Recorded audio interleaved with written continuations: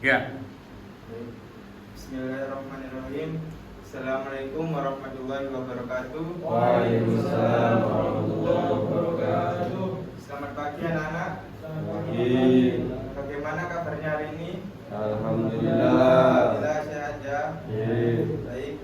Sebelum kita memulai pelajaran hari ini, alangkah baiknya kita berdoa terlebih dahulu supaya diberi kelancaran. Untuk yang memimpin berdoa, Ketua Kasma, Mas Robert, silakan maju di depan.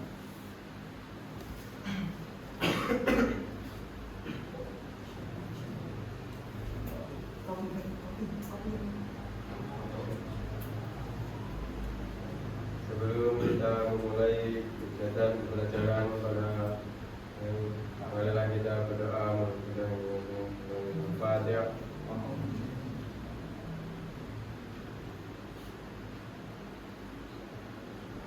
Sudah selesai. Terima kasih. Alhamdulillahirrahmanirrahim. Semoga dari kita berdoa ini diberi ilmu yang barokah, manfaat, thayyiban, dunia wal akhirah. Amin. Sebelumnya kok kayak kurang semangat dan anak ini ya. Boleh Bapak minta anak-anak ini berdiri dulu untuk membangunkan ekstra.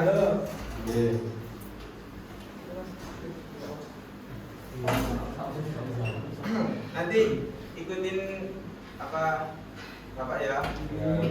Iya. Tepuk semangat. Semangat. Gitu ya. Baik. Tepuk semangat. Semangat.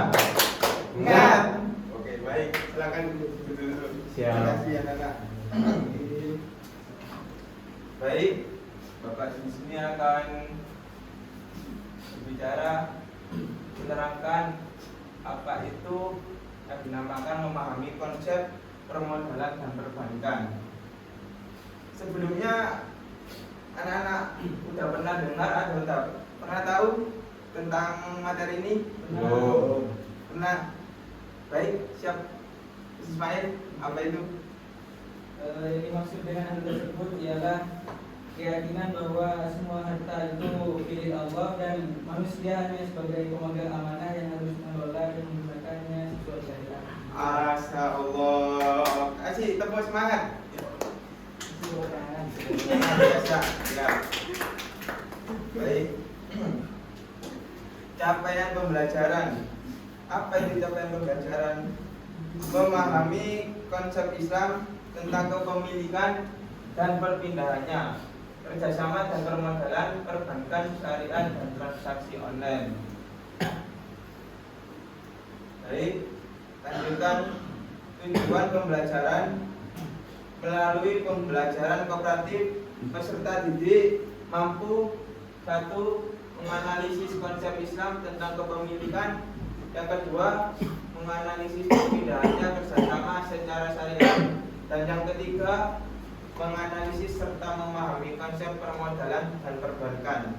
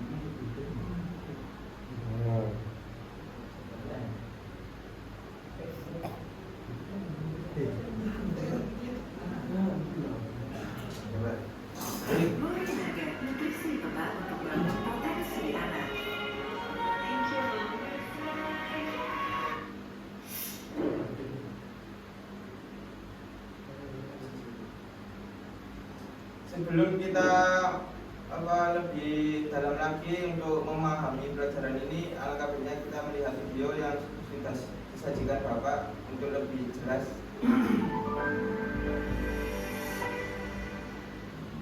Assalamualaikum warahmatullahi wabarakatuh. Bismillah, alhamdulillah. Teman-teman sahabat N-Online, bagaimana sih hukumnya bunga bank? Teman-teman sekalian, kalau kita bicara tentang bunga bank, ini berkaitan erat dengan riba. Ulama sepakat bahwa riba itu hukumnya haram, tapi belum tentu atau tidak mesti bunga bank adalah riba.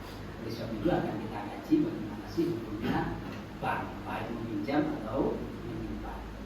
Nah, teman-teman sekalian, perbankan konvensional itu memang di sana terjadi akad qardun. Kita tahu bahwa pembagian riba itu ada yang berawal dari riba qardi, yakni riba yang berangkatnya dari pinjam atau utang. Nah, di dalam kajian kita lama kita terjadi perbedaan pendapat, dan ini sudah kita maklumi ulama kontemporer seperti Yusuf Qaradawi haram hari Jumat, kemudian guru-gurunya Syekh Tantowi mengatakan bahwa bunga bank itu bukan riba. Nah, bagaimana kita mengupas kedua hal ini? Bagi yang mengatakan haram itu memang beliau berpandangan bahwa ziyadah atau tambahan ketika mutarik orang yang meminjam ini mengasih lebih, memberikan lebih, maka terjadi ziyadah. Disinilah kemudian ini dikatakan riba karena ada pengembalian lebih dari nilai yang dipinjam. Nah, padahal Rasulullah berkata,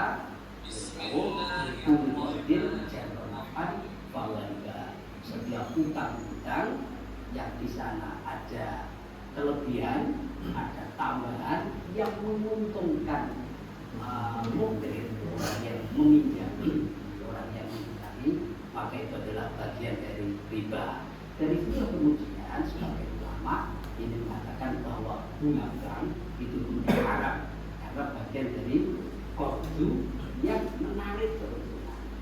Nah, pendapat kedua yang mengatakan bahwa ini adalah halal.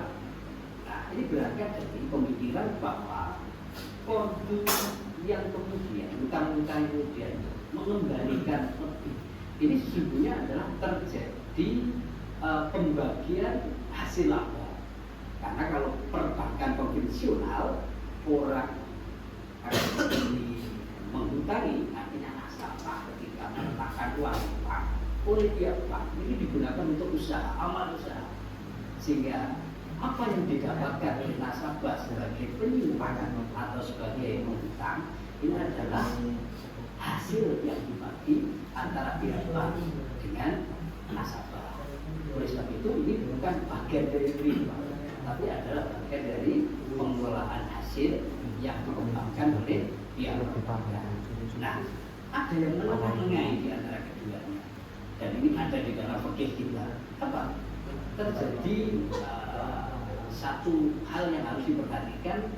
Hadis qardin jaran haram itu satu sisi ada hadis dari Rasulullah pernah mengatakan, yakni ketika beliau meminjam unta kemudian oleh sahabat Rafi ini mau dikembalikan, ini tidak ada yang sepadan dengan yang dipinjam.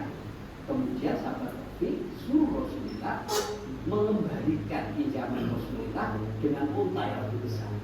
Kemudian Rasulullah bersabda dalam satu riwayat, ini redaksinya adalah inna khiyarati ahsanuhum qadha. Kemudian di sebagian riwayat hadis lain khiyarukum ahsanuhum qadha. Jadi sebaik-baiknya adalah ketika dia meminjam, dia mengembalikan lebih dari apa yang dia pinjam. Nah, dari kedua hal kemudian ulama memberi batasan-batasan bagaimana qardun ini bisa terhindar dari riba ketika dia mengembalikan lebih. Yakni apa? Persyaratan untuk mengembalikan lebih ini harus diabaikan. Jadi kalau kita di bank, maka silahkan dipelajari aturan-aturan meminjam, bunganya seberapa dan silahkan dipelajari. Tapi nanti ketika dia akad, ini sama sekali tidak menyebutkan bunga. Nah, dengan demikian maka ziyadah atau tambahan yang diperoleh, yang diterima oleh mukrid, oleh orang yang meminjami, dalam hal ini adalah nasabah, karena tidak pernah disyaratkan di dalam agama. Karena apa? Fiwirisul bil akdi. Syahadat itu dibicarakan di luar itu. Nah, demikian barangkali tentang perbankan pinjam-pinjam. Saya kira kita tidak bisa menghindari saat ini. Kenapa? Karena bank syariah sebagai pembanding dari bank konvensional ini belum memadai di Indonesia.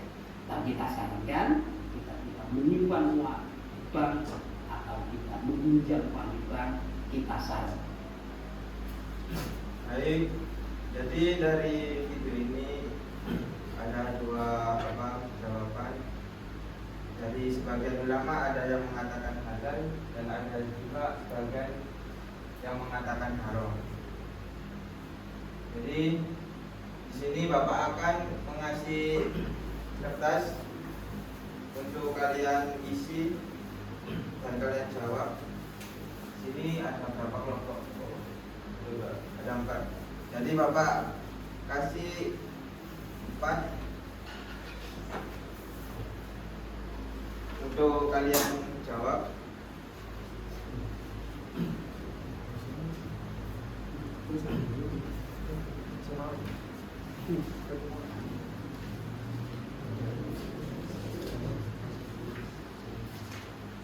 Baik, di sini Bapak akan kasih waktu untuk kalian menjawab. Saya kasih waktu 5 menit.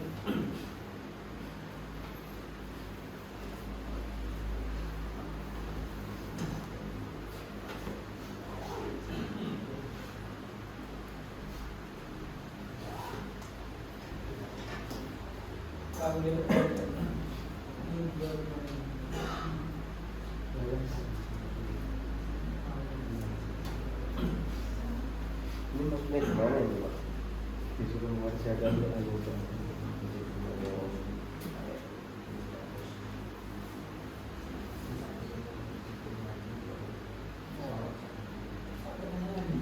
Pertanyaan dan jawaban ditulis. Terus di mana Pak? Kertas ada pulpen. Ya coba. Masuk. Berarti di tas ya. Udah Pak sudah. Yang punya pulpen tolong pinjamkan ya. Ya. Udah Pak. Baik. Ini satu pertanyaan apa? Iya. Pertanyaan apa? Satu aja. Satu aja dulu. Biar kalian paham.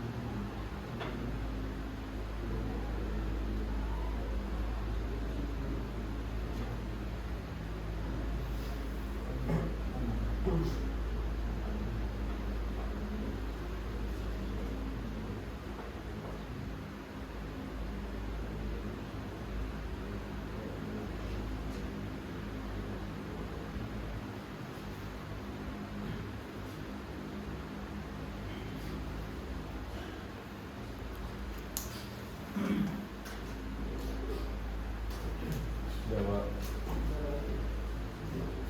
Sudah. Sudah. Mau jawabannya Pak? Iya.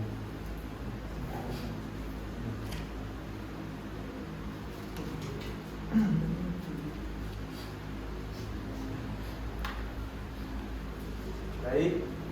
Apakah anak-anak sudah selesai? Sudah. Baik, Bapak di sini ingin mendengarkan jawaban kalian berkelompok masing-masing. Dari kelompok 1 apa?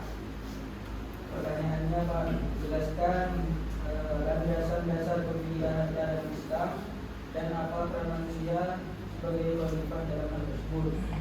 Jawaban dari kami, dalam Islam harta hakikatnya itu hanya milik Allah, dan sedangkan manusia hanya dijadikan khalifah dan pengelola saja, seperti halnya yang sudah dijelaskan dalam surat Al-Baqarah ayat 30. Masya Allah, beri tepuk tangan buat kelompok 1. Selanjutnya untuk kelompok 2. Nomor 2 saya Pak ya. Iya. Mengapa Islam mengatur bahwa harta tidak boleh dimiliki dengan cara yang tidak sesuai syariat? Ya. Akan dijawab oleh teman saya yang saat ini. Semoga bisa dijawab. Karena harta yang diperoleh dengan cara yang tidak sesuai syariat seperti riba, korupsi, mencuri, judi dapat merusak agama sosial, menimbulkan ketidakadilan dan tidak diberkahi oleh Allah. Islam menilai kebersihan dan keberkahan dalam harta akan membawa kebaikan bagi pemilik dan masyarakatnya. Masya Allah. Beri tepuk tangan untuk kelompok 2. Selanjutnya untuk kelompok 3.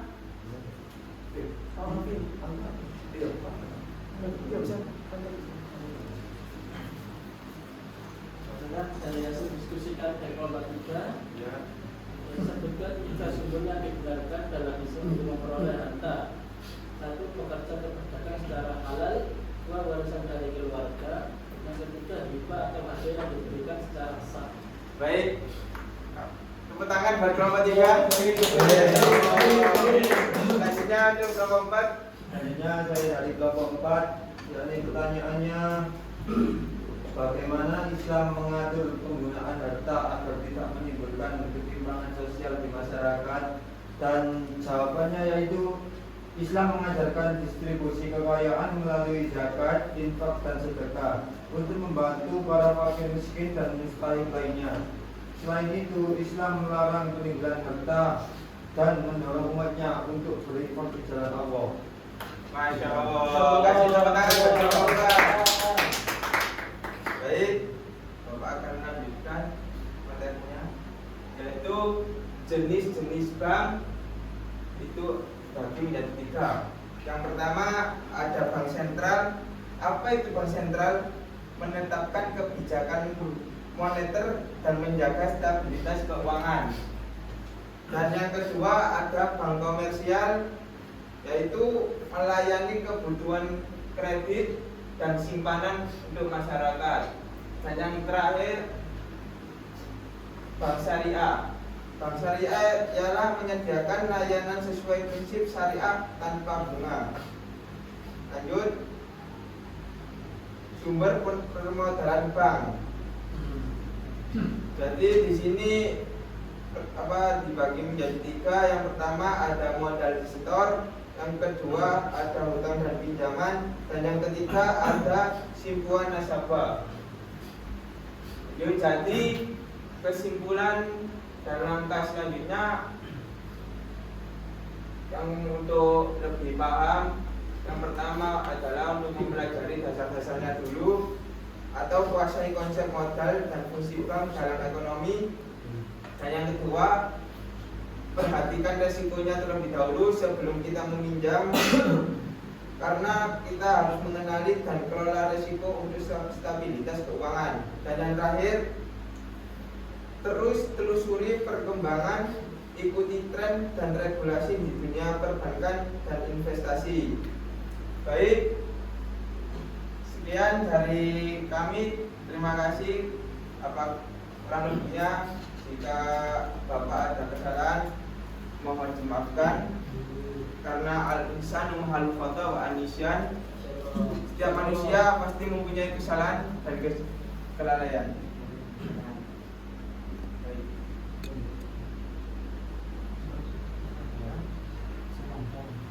Baik, dari Bapak, Assalamualaikum warahmatullahi wabarakatuh.